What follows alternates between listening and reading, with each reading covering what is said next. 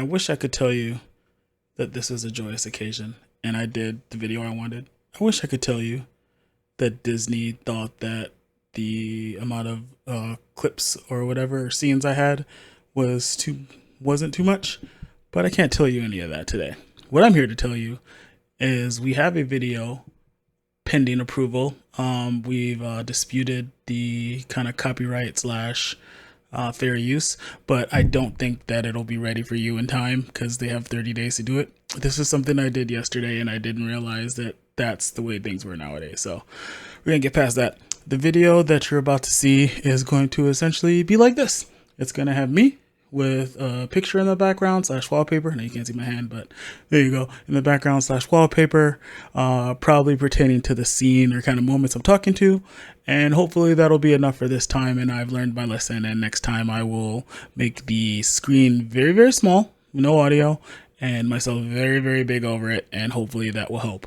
I swear to God, if I use a couple stills and they decide that they're going to copyright that shit, I'm going to lose my shit because this is it. Like, I was on time for releasing my 2 a month, or sorry, 1 this month, 1 next month. So we'll see how this goes. Anyways, that's it. I hope you enjoy the takes I do have. They'll be a little bit less intense than the original because, well, it was in the moment then and, nothing for you to watch and for me to reference while doing so. Anywho, enjoy the video and yeah, I'll see you next time. Welcome everybody. I'm going on the assumption that other Macs kind of filled you in on what's going on, so let's jump into it. What we're going to do is, what I'm doing basically is I'm trying to go into Wakanda Forever, basically. We know that, right? That's what we're here for. But the fact that there were some scenes, or some moments, I should say, less scenes, that I felt could have been done differently that would have resonated better with me, and that's the best way to put it, because in no way do I think I can do better than a, fucking award-winning fucking director. But I do think that it might have hit harder for some people. And maybe that's not the majority and that's why, but might have been harder for some people and just been an overall better experience as far as character-wise when it comes to Shuri and kind of the moments that she's trying to not necessarily find herself, but not find herself. And just what she goes through when she's dealing with, the loss of her family and, coping. So in case you didn't notice, it's Wakanda Forever. And the first scene, why I have it up behind me is Chadwick Boseman, is because I wanted to actually talk about first and foremost what Mr. Kugler, or that's how you say his name, I apologize if it's not, how just the scene was so simple. Like, the opening credits were so simple, but so great to me. And I know it's small things, but for me, it was just essentially, and this isn't something I changed. Sorry, I just wanted to comment on it because the fact that they did the opening without the dramatical music, and it was more of, it felt to me more of like memorial or kind of a send off to, essentially his brother. I'm sure they felt like half the people feel that way on the set by the end of these movies, and it was just fantastic. It was just them, the logo still doing its thing, but just the images of Chadwick, T'Challa, whatever you want to call him, our king. And great job. Loved it. And I wish more, even though this is not the reasoning for it, I wish more intros were just kind of that simple. But anyway, loved it. All right, we're going to move on. So how we're going to transition here is most of the time it's going to be a cut and then we're going to go to the next one because, again, they stole all the footage and I want to make sure that, and I might make myself bigger because just using still images that it's fine. So anyway, let's move on. Next scene. Welcome back. The next moment, scene, whatever you want to call it, interaction that we're going to go over, or technically the first, is where I felt the Killmonger, Shuri, and T'Challa kind of relationship could have been better used, I guess. Anyway, so it's the scene where Shuri and Queen Ramonda are having the talk about letting go and how angry Shuri still is and how her mom's finally ready to let go, and she's got the garments and everything, and she's telling Shuri to do the same. And from what I recall, because again I just rewatched part of it, it's where essentially she's telling her mom she's so angry, she'd burn the world down, and then we see like the kind of flashes, I believe, of just the things she's been seeing. And for me, that would have been the perfect time to essentially have it where she knows she's been seeing Killmonger, but in her mind, she's been seeing Killmonger as more of a dream, or as, that ghost of her past. And I know that's what he is later, but I just mean like it would be at this moment that we don't quite know, but she knows, and she's just like, you have no idea. She goes on about how she misses her brother, but instead of being that it's all a mystery until the final end, it's a mystery that he's in the ancestral plane later, not that, he was just part of her memories or part of kind of what she was seeing this whole time, if that makes sense. But that's kind of my take on it, because it's like you waste a moment for her to be like that this whole time. She's just, in her mind, she's been embracing what Killmonger said, like, hey, violence is how we use to solve this. And I know T'Challa was like that. He had his little evolution / story arc with Zemu, but I feel right here it could have been, she feels that it's essentially his, she feels that it's his, I don't know, kind of his more pacifist of take. And I know he's not a pacifist, like they got weapons up the ass, but just in compared to Killmonger, is what got him killed, is what got Killmonger to ascend to the throne for a little bit. And that if it wasn't for that she'd still have a brother. And, I could go on about that, but that's basically where I wanted to start with those moments. Is it's just like, she's done with, everyone's way of doing it. I know Ramonda was not so done, because she was still being pacifistic when it came to the country trying to steal vibranium. And she's like, hey, don't let this happen again. We know who it was. Yeah, she comes in with the guys, fucking lays them out in front of the committee and is like, hey, I mean, y'all are not getting vibranium. Fuck off. But Shuri just wants to go scorch earth. That's the way I see it. And it's like, yeah, could have just been better. So that's this one scene. I feel it was very powerful. Regardless, it was still great. Like I said, it's just a moment that I think would have hit better for some, opposed to others. And that's the only reason why I bring it up specifically, because it's bothered me since I saw the movie. I'm like, why did you do it this way? I'm just kind of curious. Yeah, so that's it for this one. Next, I think we're going to go on to, if I remember correctly, it would be the scene where she sees Killmonger. So I'm going to throw up a picture in the background. We'll see how that goes. Again, fucking Disney, right? Anyway, let's go. Which those are. So, I beg you this once. Ignore the resolution. It'll be better next time. I couldn't find one without fear of copyright. Anyway, moving on. So, in this scene, okay, we've literally got where everything is burning, right? She wants to watch the world burn. That's kind of part of the symbolism I took. I know there's more to it, and maybe I'm reading too much into it. But this is where she meets Killmonger, and she's essentially told she's supposed to see her ancestors, i.e. her brother or her mom, and it's essentially she's not ready yet, right? And in this scene, I feel like we could have worked on all that other stuff, her rage towards everything, just everything building up to this moment, and had it where it's resolved here. It's not resolved at the very end of the movie, and I feel Marvel has a way of doing that a lot, where just the inner turmoil of a character, or just a character's issues overall, are not solved till the final act, or final moments. But anyway, with Shuri, I think it could have been, she gets here, expecting to see family again, and she's surprised that it's him, and she's like, essentially, kind of a reaction now, what are you doing here? It was not you. It's not supposed to be you.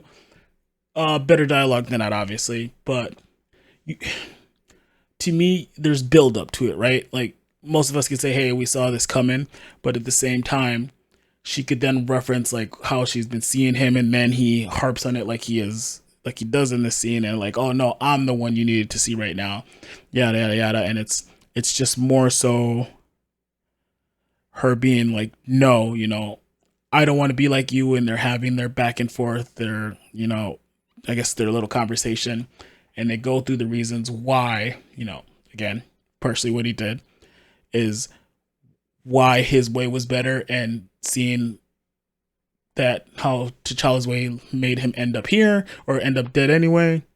Um, Obviously we know there's, other reasons for that. Chadwick's untimely passing, but I felt that death could have been used. Sorry, didn't mean it like that. I felt that with his passing, the characters kind of being written out of the story right now could have been used better. And that's kind of it for this one, because it's just the final point that I want to make, and I guess I can actually just do it here, is that she comes out of the, ancestral plane. She comes out of the ancestral plane, and she's fully, I don't know, she's fully realized that it's not just going to take what Killmonger was doing and not what T'Challa was doing. And I know T'Challa went through that arc, but I don't know if Shuri finally or actually got why he did it, if that makes sense. She just figured like, hey, no matter what, it still got him. It's the reason he died, because they couldn't do the heart-shaped herb. But yeah, just kind of her little realization without rehashing every single story arc. And then her finally realizing, the ancestral plane, right? Because she's all about science. It's just like talking to her brother or her mother in this case later, or just Killmonger realizing that it takes a little bit of, talking to the past or fighting against the past to realize a better future. Shit like that. You know what I mean? But I will say, that's one thing that always bothered me about Shuri is, right? We have a world where there's a magic man. There's who can go between dimensions. She was literally with the person with the mind stone. She literally saw a person come back, wipe everybody because they had powerful stones, where one is called a soul stone and can instantly, I guess blip everybody away, as they would say. And she's still skeptical and still writing it off as chemical imbalances. And I don't know if that's a person like a true non-believer type person who is like, no matter what they're presenting with, the literal like the literal blipping or dusting away of half the population and bringing them back is easy. She can believe that, but she can't believe that there is an ancestral plane and that she can talk to her family. Always been an issue of mine with this. So anyway, we're gonna move on to the next one. I think the next one I have is, and the thing about this is changing some of these points of mine, or going more so looking at them and my point of view. It does change a lot of the story after. So I'm looking at this more of, what if they would have changed this part or just this part or just this part? So, because yeah, if they would have changed all that here, then you wouldn't have had the scene with M'Baku later, really, or it wouldn't be what it was. So anyway, let's move on to the next one. This time. Next we got my man M'Baku, right? The moment she had with him. So the scene, right? Picture it. She gets the heart-shaped herb, she successfully, whatever, creates it, and then does the whole ancestral plane, and then does her outfit choice. And then for me, it's like the plane overhead, and then it's just like flying, and then they're like, what the hell? Like the conversation about, either I think it was needing more space or something at the time, but then yeah, just drops out of the fucking air, right? Loved that part. It was just like, oh shit, let's fucking go, right? And got the fucking glowing legs because the impact, yada, yada, yada. But then the arm wrestle where he's essentially like, all right, let's go. Let's see what you got. They fucking grip, and then it's just like, yeah, this power contest. And obviously M'Baku being a big and powerful dude normally, and just seeing it and just the stare down. And then finally he's like, all right, chill. You win. Like, you're not about to embarrass me in front of my people like that. So I love the part. I just wanted to comment on that part because I love that scene. The conversation is where I had the issue, of course, is for me, she would have resolved her issues before this.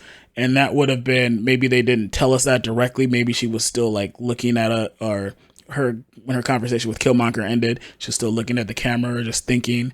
But then the scene where she's picking which armor she's going to put on, that would have kind of told us more, where she looks at the one, looks at the other, and then looks at the mesh between the two and just realized that that's where her new ideals have to be. And I know that's kind of a continuation of T'Challa's, but again, it's just building on the past and shit like that. So she picks it up, does all this, and then the conversation with M'Baku would essentially go more so on the edge of still going to war, but not war for the same reasons. Not just like not caring about her people at that point, not caring about, you know, everything that would happen.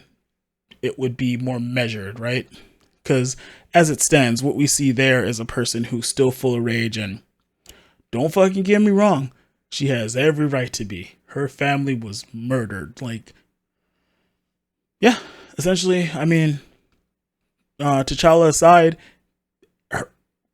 murdered, family murdered, people murdered, and it's like she's just tired of the shit. So I get it, it's anger, but we would have explored more of that throughout the movie, and then we would have came to here where she still has that anger, but she's now channeling it because she realizes that it's not going to get her anywhere. It's not what her people need, and she needs to be a queen.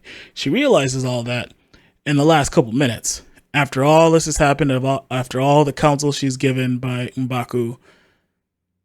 Like, this would have been the time for her to talk with him about that, or just been let him know that she came to the realization that I still want everything to, or I still want to burn everything, but I know that's not the way, or I know, you know, it's not the right thing to do.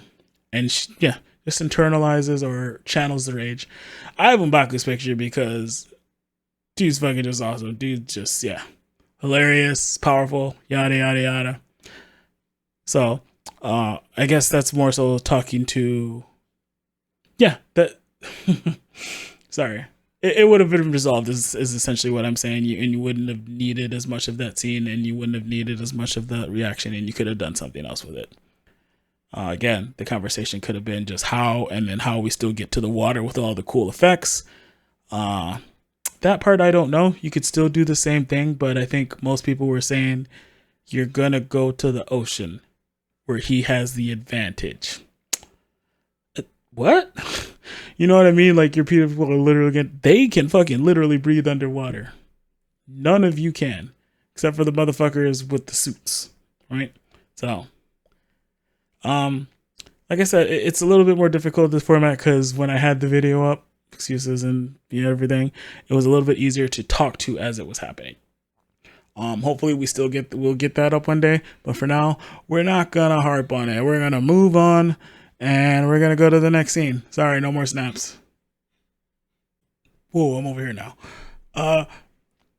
Yeah, so I think we could have ended it before that last clip, and we could just continue it regardless. That's kind of just most of my takes in this kind of sped up form. Dude, there's a little bitch, but sorry. But no, yeah, that's it. I hope you guys enjoyed this. I know this is a bit disjointed, like I said. I wanted to still release something like I had promised, and this is the only way to really do it. You know, even though I don't do scripts, I kind of wanted to do a script and outline, or I had more of one in the other one, but it doesn't work for this format as much because, again, the other one was me talking through as it played and hoping that it was fair use, but apparently it's not. So that's that. You know what you're gonna do. Thank you for being here. Obviously, if you're here, you know I do ramble a lot. You know I do rant a lot. So if you are still watching, you are a fucking trooper. Outside of that, if there's anything else I wanted to talk about with Black Panther, it would be love the inclusion of Elaine's character, because I do not know that fucking character's name. Ross, of course, is pretty awesome. Just going through the movie, you know, you got Kukulkan, the Serpent King, you know, whatever you want to call him, Namor. His character was, I guess, just okay for me. But overall, movie was still great. A lot of the visuals, messaging was still great. Love my girl Michonne. Ole. I always fucking forget their names, and I fucking feel bad about it. But yeah. Queen Ramonda, her opening scene was great too. It was passionate. Yada yada. Like I said, I wish I had something better for you guys, but I hope you guys enjoyed this. What I think we'll do next month is more, hopefully something more structured. Hopefully I'll kind of record it within the next couple weeks here, and I'll that way have it where it can be processed and then see how Disney is gonna fuck me or however, because I don't know what we're gonna do next. But I'll have something good for you, I promise. And it won't be 30 minutes like the other one was gonna be. But I'm sorry. I'm sour. But it'll be something good, and I hope you're here for it. I hope you're here for me, and I hope you have a great day and a great weekend, because that's where we're at right now. Bye.